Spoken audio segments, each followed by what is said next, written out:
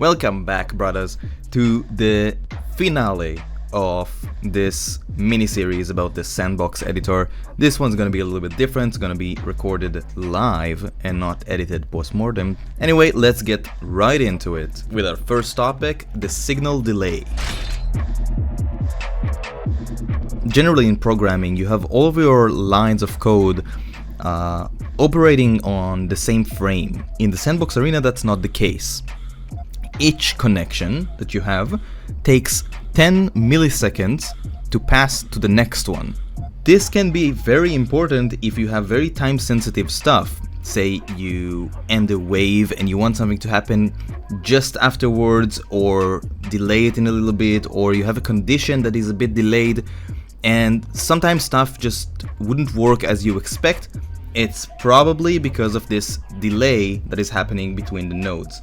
Just to illustrate, I have a button here and it's connected to a spawn on this junk dog, but it's also connected to 14 OR nodes, and let's see what happens. Let's also turn on debug mode. Debug mode is a very nice thing. It's a bit clustered, but it shows you your nodes in real time, shows you all of your connections, and it shows you the line, how it goes and travels, so you can debug and see where it gets stuck if your level doesn't operate in the way that you want it to. Anyway, let's go press it. We have one spawn and we have a line that is traveling. You've seen that? And it spawned the next junk dog. So that's the signal delay. It's something that you should take mind of, and you can utilize it to your favor in many different ways. Getting into more advanced logic, we have the Boolean Node. Now the Boolean Node has 4 modes to it. You have AND, OR, XOR, or NOT. If you have any programming background, you should know what these means, but if not, let's go over them right now. The thing about these nodes is that they receive inputs from one or multiple sources, and then they ask the question, in the case of AND, am I receiving multiple inputs from multiple sources right now? And if it says yes, then it will release the output. You'll see that the AND node, if I press one button, doesn't do anything. Another button doesn't do anything. But if I press both buttons, it works. Now, let's view it in debug mode. You'll see that if I press with a slight delay, the signal doesn't reach the spawn at the AND node at the same time. I have to press both exactly at the same time. Now let's look at OR. Much more forgiving. I can press 1, I can press 2, and I can press both together. Now XOR is what is called an exclusive OR. It's kind of like it's a unique case where you can press 1, you can press 2, but if you press both at the same time, it won't work. It needs to be just one of all of its connections. Now let's look at NOT. NOT basically takes an input and then it reverses it and sends out the output. In this case, you have the button which is not pressed, which gives its unpressed input into the NOT, so that if I connect it into the spawn here, this will become true and it will stay true. Meaning, I'll just have a bunch of spawns over here because this note is also always true. Now let's look at this case, where I will put another note and I'll connect it to this note. If I press the button, how it works like a normal button, because it reverses the reverse. Moving over to our next targets, we have the toggle and the state node. We've seen the toggle before when connecting it to a button, having that output connected to a disabled socket, this push wall, and we have the toggle, which is now set to off. I'm gonna connect it to the disabled, and I'm gonna set the start on function to on. Now you see that we have a disabled push wall. It doesn't move because the toggle is on. Let's look at this. The toggle is on and it continuously disables it. Now let's add a means to change our toggle. Let's add a button. Classic good old button. And with each press, it should toggle the toggle, meaning that it changes it from on to off or off to on, depending on where it was. Now, and you see that the push wall moves very slowly. And if I cancel it, it will just finish its cycle and it stops. You can also connect your button to set on or set off to use it in a different manner than just toggling it from the last state that it was. So let's add this junk dog and let's add our state node, all right? And connect it to our toggle. Now, let's see.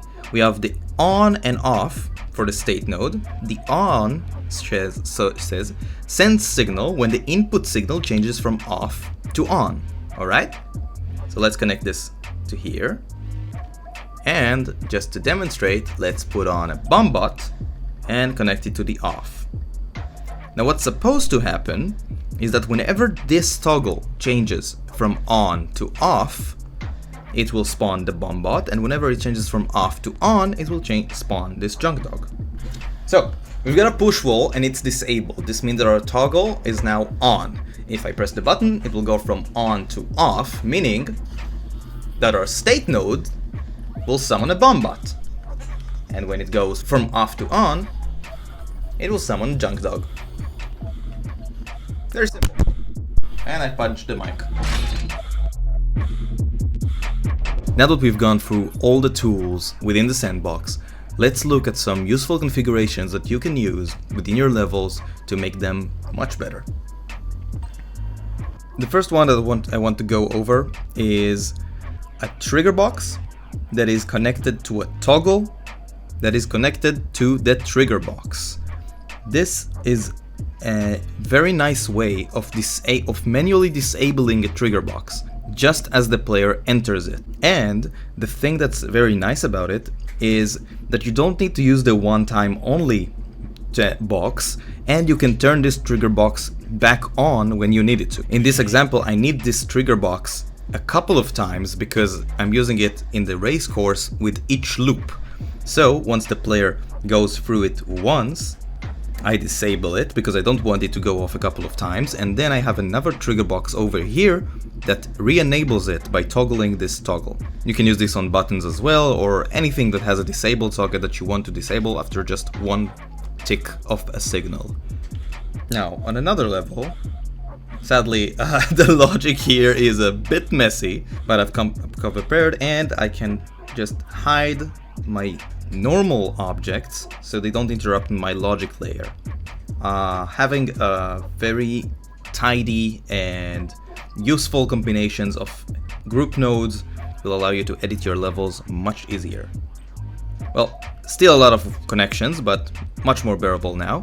And what I want to show you here is the combination of a toggle and an end node. So what we have over here is a wave whose ended socket is connected to the end logic node, which then outputs another trigger.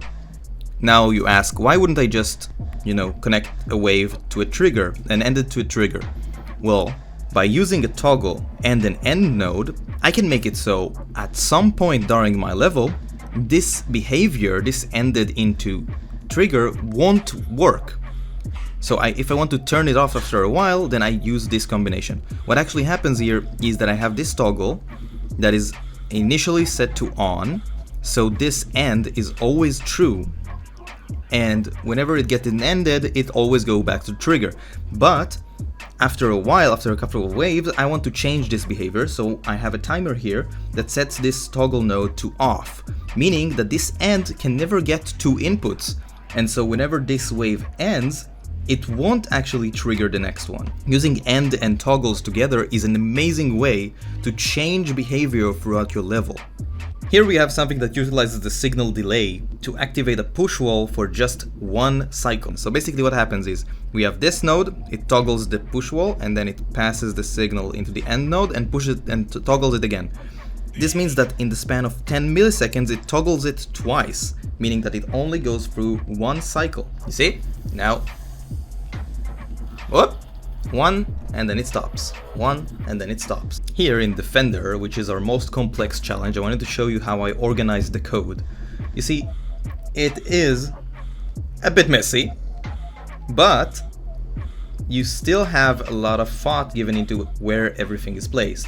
I have the lights and sounds over here, my game over condition over here, all of my bot spawns are over here, and all of my code and logic is over here, with a couple of groups that I can use to hide it to make it a bit more bearable. Now, what I wanted to show you over here is this combination of utilizing a repeating timer that just is connected to itself, goes 1 1 1 1 1, and counts back with these counters. This can allow you to do stuff at specific intervals of seconds using the counters instead of, like, this is the same as having, let's say, a timer where you want to output something when it reaches 10 seconds. So you can use a 10 countdown counter. And you also see that I use the toggle and end here a lot. Another thing that I wanted to point out is the modularity of your code. In Defender, I have this called the core logic. This takes care of everything that is the same no matter what wave I am having. But I also have stuff that are relevant just to these specific waves, such as the notes and the specific waves. Trying to keep your code modular, meaning that you can interchange as little as possible and not change your whole system every time you want to do something different, is crucial to allowing you to make complex levels. Another thing that I want to go over is something that is a niche but very nice node called the entity count node. It looks a bit complex, but it's actually fairly simple. What it does is it checks the amount of enemies on the screen or friends on screen, and whenever it fills the condition, which is greater than, less than, or equals, it will pass along the input. In this case, I use it to have a maximum amount of enemies on screen so the level just doesn't lag.